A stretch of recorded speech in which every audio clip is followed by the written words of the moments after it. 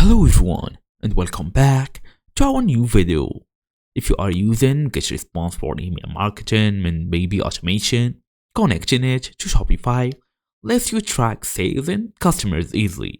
So in today's small tutorial, I'll make sure to show you all of them steps needed so we can connect Shopify to GetResponse in 2026.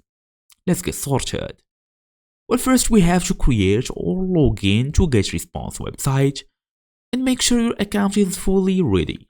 We're gonna go all the way to getresponse.com, tap on this website, it's gonna take you to their homepage. As for now, you can either sign up for free, book a demo, or basically start free trial. It depends on you. Sign up for free, then use your email address, password, and even full name to create a free account. As for the next step is we're gonna go all the way to your shop here, or basically your store. Go into this app section, then tap on add.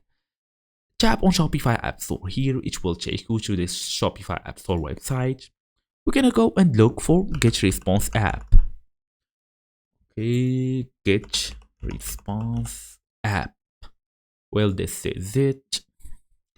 Basically, all we're gonna do now is tap on install, search for it as I told you in the App Store, then tap on install, log in to GetResponse and grant them every access they needed. Enable the e-commerce tracking as well. This allows sales and revenue tracking.